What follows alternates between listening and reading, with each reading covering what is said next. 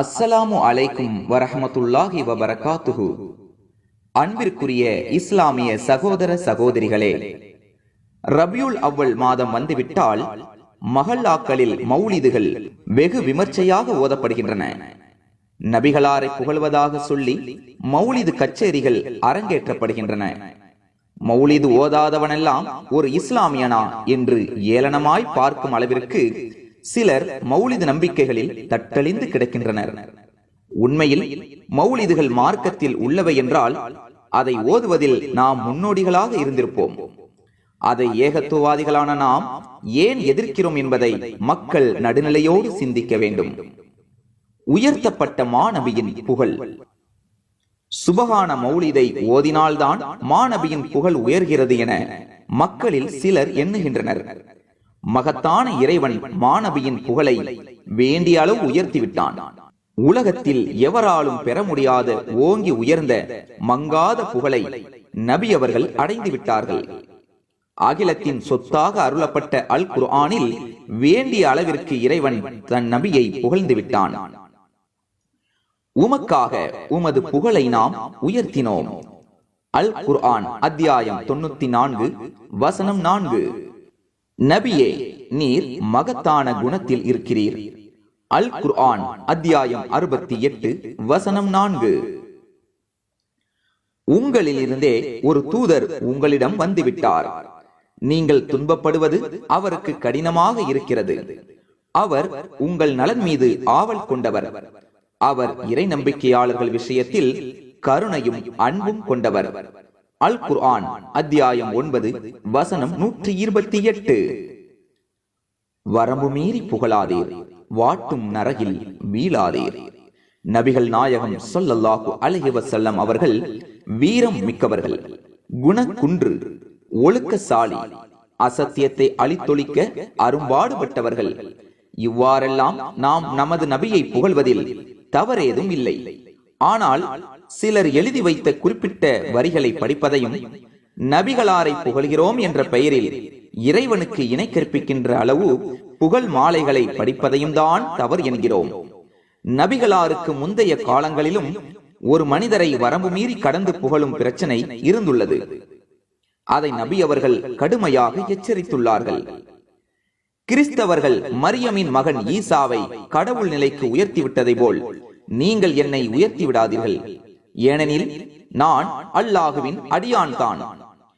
அல்லாஹுவின் அடியான் என்றும் அல்லாஹுவின் தூதர் என்றும் கூறுங்கள் என நபி ஸல்லல்லாஹு அலைஹி வஸல்லம் அவர்கள் கூறினார்கள். அறிவிப்பவர் உமர் ரலியல்லாஹு அன்ஹு, நூல் புகாரி 3445. கவிதைகள் வணக்கமாகுமா? மௌலிது என்பவை அரபு கவிதைகளாகும். அரபு மொழி தெரிந்த சில கவிஞர்கள் அதை இயற்றியுள்ளனர். அவற்றை தான் இவர்கள் வணக்கம் என கருதி ஓதி வருகின்றனர்.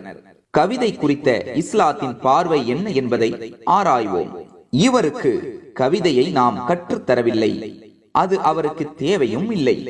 அல் குர்ஆன் அத்தியாயம் 36 வசனம் 69. கவிதைகள் வணக்கமாகுமா? மௌலிதுகள் என்பவை அரபு கவிதைகளாகும். அரபு மொழி தெரிந்த சில கவிஞர்கள் அதை இயற்றியுள்ளனர்.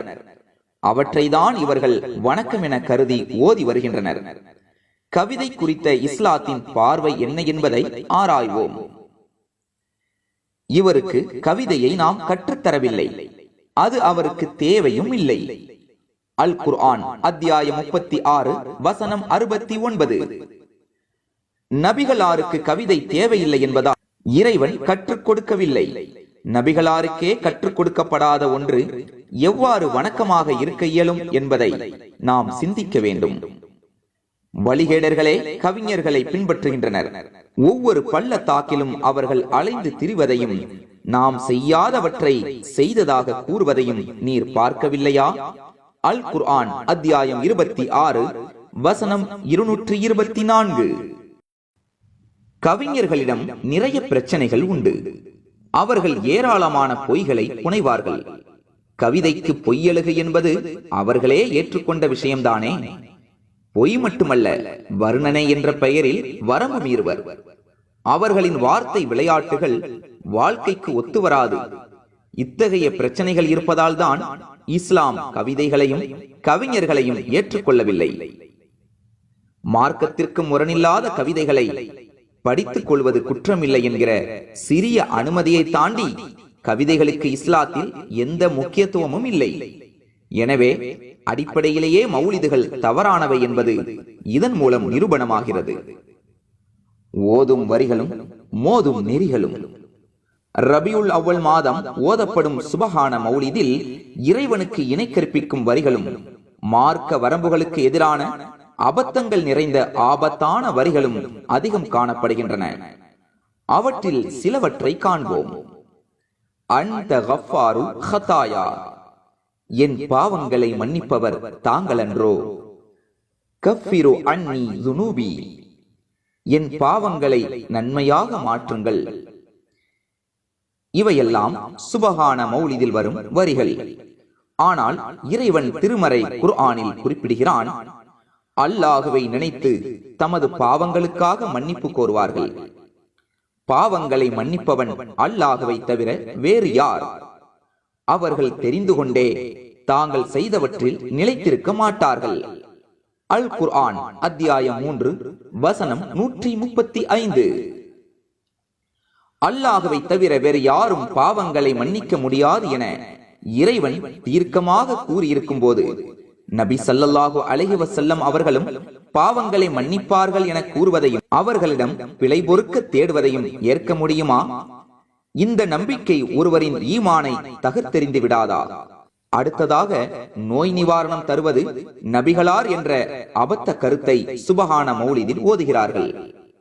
அஸ்ஸலாமு அலைக்க யா முபுரி சகாமி, நோய் நீக்குபவரே உங்களுக்கு சலாம் உண்டாகட்டும். ஆனால் இறைவனால் உற்ற நண்பன் என்று கூறப்பட்ட இப்ராஹிம் நபி அவர்களே அல்லாஹுவிடம்தான் நோய் நிவாரணம் தேடியுள்ளனர். நான் நோயுற்றால் அவனே என்னை குணப்படுத்துகிறான். அல் குர்ஆன் அத்தியாயம் 26 வசனம் 80. இந்த வசனத்திற்கு முரணான கருத்தை மேலே நாம் கூறிய மௌலிது வரிகள் தருகின்றன. இதுபோன்று ஏராளமான அபத்தங்கள் நிறைந்த வரிகள் சுபஹான மௌலிதில் நிரம்ப காணப்படுகின்றன. எனவே இத்தகைய மார்க்க முரண்கள் நிறைந்த இணை கற்பிக்கும் பாவத்தில் தள்ளுகின்ற சுபஹான மௌலிதை புறக்கணித்து அல்லாஹுவும் அவன் தூதரும் காட்டிய வழியில் பயணிக்கும் நன்மக்களாக அல்லாஹ் நம் சமூக மக்களை ஆக்கி அருள்வானாக.